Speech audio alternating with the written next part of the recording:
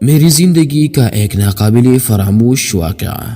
ایک دفعہ شاید ستمبر 1989 میں جب مجھے سعودی عرب کے ایک اسپتال کے لیے اکاؤنٹنٹ کے ملازمت کے سلسلے میں ایک آفر لیٹر ملا، جسے میں نے قبول کر کے اپنے دستخط کیے اور واپس بھیج کر ویزے کا انتظار کرتا رہا، مگر افسوس کہ ویزا لیٹ ہو گیا کیونکہ یہاں پاکستان میں تمام ویزے میڈیکل فیلڈ کے تھے۔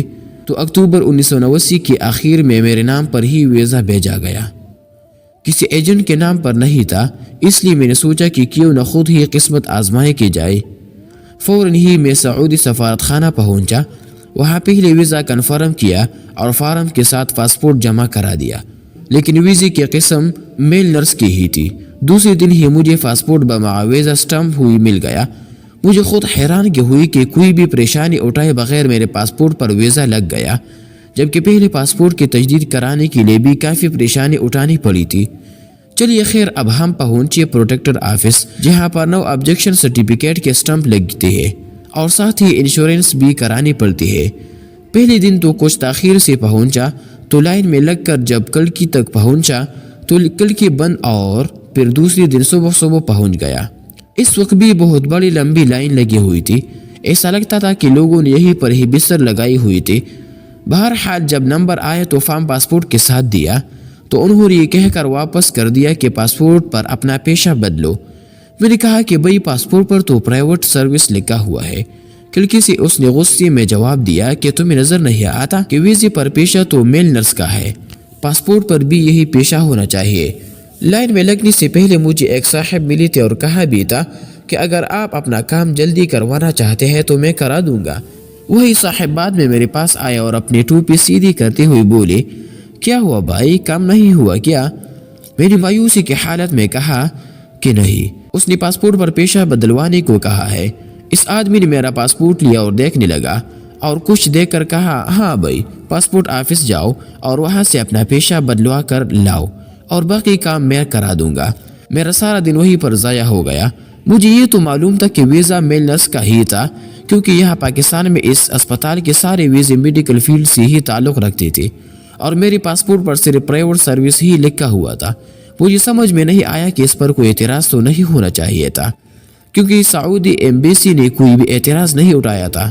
میں نے وہاں سعودی عرب میں اسی اسپتال میں ٹیلی فون پر بات بھی کی، وہاں سے جواب ملا کہ آپ کا پیشہ یہاں آئے گے تو بدل دیا جائے گا، لیکن اس وقت ہمارے پاس پاکستان کے لیے صرف میڈیکل پیشے سے تعلق رکھنے والی ہی ویزے ہے۔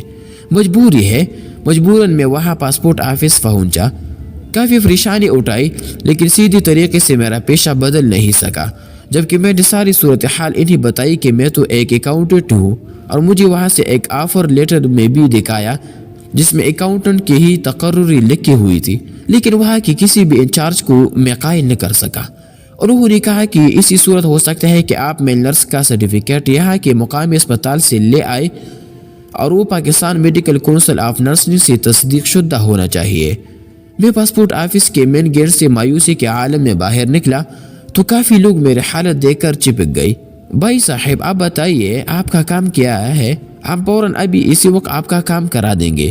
مجھے سامنے ہی وہی آدمی نظر آیا جس نے میرے پاسپورٹ کی تجدید کرائی تھی۔ وہ میرے پاس آیا اور سب لوگوں کو یہ کہہ کر بھگا دیا کہ میرے گاہک ہے۔ میں بھی ان کے ٹیبل کے سامنے ایک سٹول پر جا کر بیٹھ گیا اور ساری رودار سنا دی۔ انہوں نے کہا کہ جب میں یہاں آپ کا خادم باہر میز لگا کر بیٹھا ہوں تو آپ کو ادھر ادھر بھٹکنے کی کیا ضرورت ہے؟ پہلے بھی آپ کو پاسپورٹ تجدید کرانے میں کتنے مشکل پیش آئی تھی اور میں نے آپ کا کام 1 گھنٹے میں کروا دیا تھا۔ اب جب بھی کوئی بھی پاسپورٹ کے علاوہ اور کسی بھی گورنمنٹ کی کھاتے کا کام ہو، میرے پاس تشریف لائیے۔ میں یقین کے ساتھ کہتا ہوں کہ آپ کا کام فوراً سے پیشتر کرا دوں گا، مگر جیسا کام ویسا ہی دام بھی ہوگا۔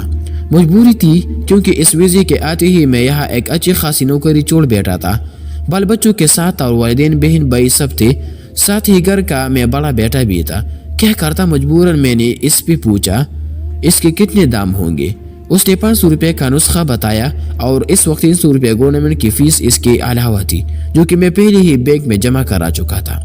میں نے بھی کچھ رقم اسی سلسلے کے لیے ایک دوست سے ادھار لی ہوئی تھی۔ اسی وقت اس کی مطلوبہ رقم اس کے ہاتھ میں رکھی اور اس نے مجھ سے پاسپورٹ فارم لی اور اندر چلا گیا، اور صرف آدھے گھنٹے کے اندر وہ باہر آ گیا۔ میں سمجھا کہ شاید میرا کام نہیں ہوا، لیکن اس نے مجھے پاسپورٹ دے دیا۔ کھول کر دیکھا تو میرے پیشہ تبدیل ہو چکا تھا اور ایک صفحہ پر تصدیق شدہ مہر کے ساتھ اور متعلقہ انچارج کے دستخط کے ساتھ۔ کمال ہے۔ میں نے اس سے پوچھا بھائی یہ کیسے ہو گیا؟ اس نے جواب دیا کہ جتنے بھی اندر بیٹھے ہیں سارے چور ہیں اور ہم سے پیسہ لے کر کام کرتے ہیں، اور ہم بھی یہاں پر کچھ ان کے بدولت کچھ نہ کچھ کما لیتے ہیں۔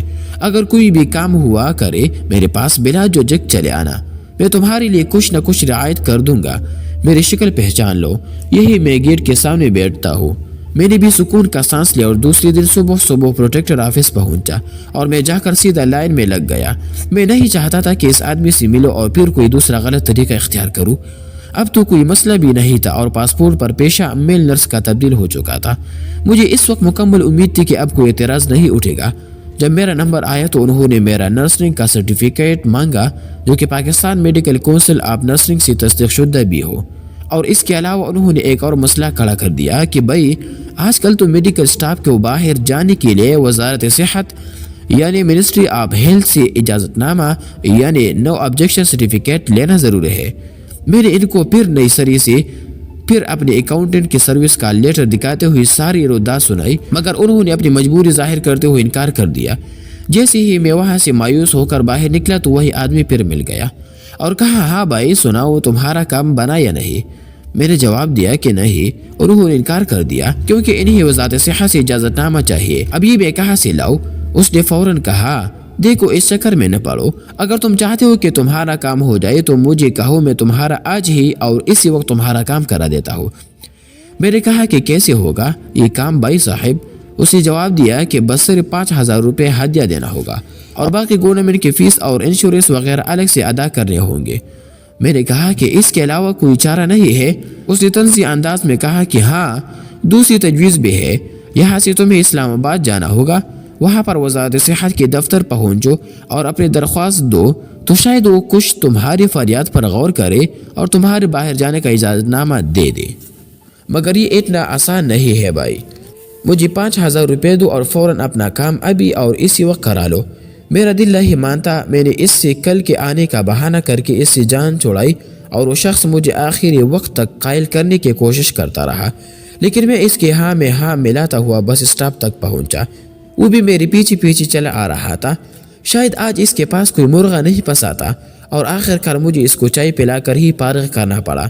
مجھے تو کوئی پراڑ ہی لگ رہا تھا۔ تھک ہار کر میں گھر پر آ گیا اور مجھے بہت ہی دکھ ہو رہا تھا۔ اسی چکر میں اچھی خاصی نوکری چھوڑ بیٹھا تھا اور ادھار لیے جا رہا تھا۔ ویزا تو لگ چکا تھا، پاسپورٹ پر بھی پیشہ تبدیل ہو چکا تھا اور اسی دوران ویزے کو لگی ہوئی بھی 1 مہینہ گزر چکا تھا۔ ویزے کی میعاد شاید 3 مہینے کی تھی